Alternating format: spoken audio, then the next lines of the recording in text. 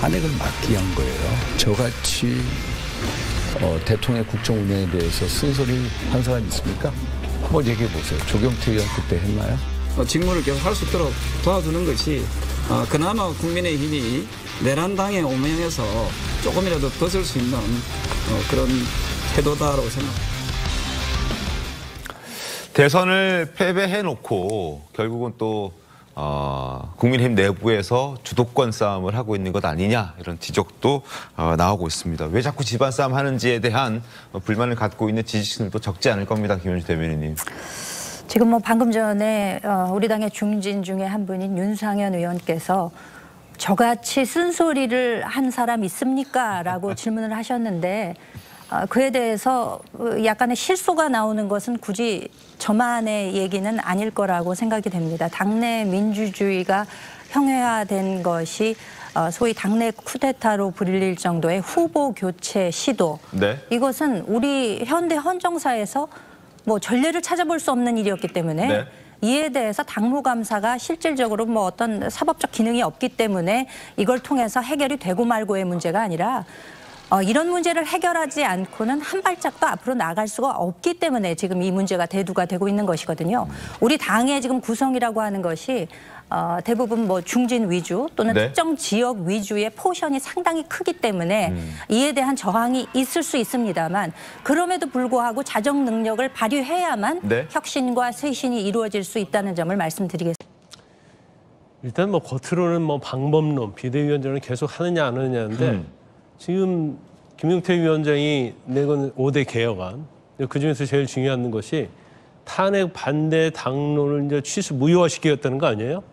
이건 전형적으로 친윤을 겨누고 있다 이렇게 볼 수 있고 당무감사도 마찬가지죠. 내부 감사를 해봐야 알겠지만 이건 친윤과 연결돼서 뭔가 김문수 후보를 경선에서 당선시키고 그다음에 이제 바꿔치기를 하려고 하는 이제 치밀한 의도가 있지 않느냐.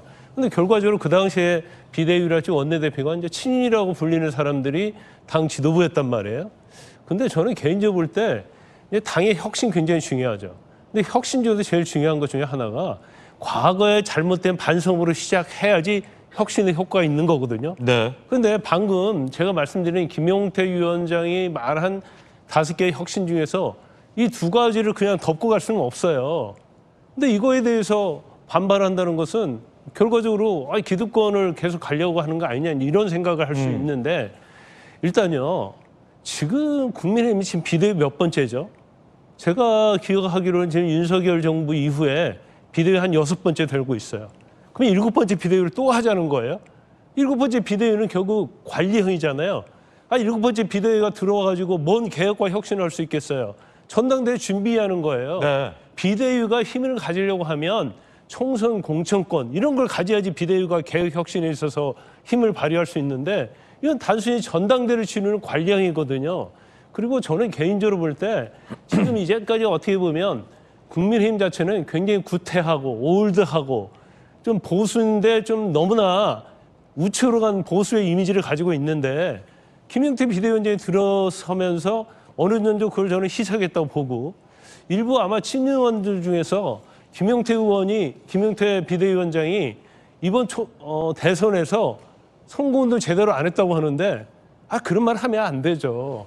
제가 볼 때는 굉장히 열심히 했고 김용태라는 비대위원장이 있었기 때문에 김문수라는 굉장히 너무나 강성적이고 극우적 이미지를 가지고 있는 대선 후보를 희석화시키는 데 있어서 엄청난 힘을 줬기 때문에 네. 영향을 미쳐서 결국 한 40% 정도 나온 거거든요. 그러면 결과적으로 비대위원장 더 이상 하면 안 되고 바꿔야 한다는 것은 개혁과 혁신을 안 하겠다는 취지예요. 관리형 비대위가 들어와서 뭔 개혁과 혁신을 할 수 있겠습니까? 그래서 제가 볼 때는 개혁에 대해서 반대하는 국민의힘 내부의 어떤 의원들이 있다고 한다면 그와 반대 방향으로 가는 것이 국민의힘을 혁신하는 길이라고 보고요. 그래도 이제 다양스러운 것은 일단 9월 전에 전당대회를 하겠다고 그런 결론을 거의 이룬 것은 그래도 제가 볼 때는 상당히 다행스럽다고 봅니다. 그래서 일단 그 김용태 비대위원장 체제로 가는 게 맞고요. 물론 일부 비판이 있죠. 다 사퇴했는데 왜 너만 사퇴하지 않느냐. 근데 이건 정치예요. 정치 때문에 상황에 따라 다를 수 있고 또 국민의힘의 전당대회를 치르고 개혁과 혁신에 데 있어서 누가 가장 적합하느냐 거기다 김용태라고 한다면 계속 갈 수 있는 거죠. 아니 어디서 비대위원장을 또 데려올 거예요. 또 누굴 데려와요. 또 어디서 또 인물을 꾸어올 겁니까? 제가 볼 때는 정말 핵심과 개혁하려는 마음이 있다고 한다면 특히 친윤 의원들은 과거에 집착한 걸 버려야 하고요. 윤어게인 그런 생각을 가지면 절대 안 된다고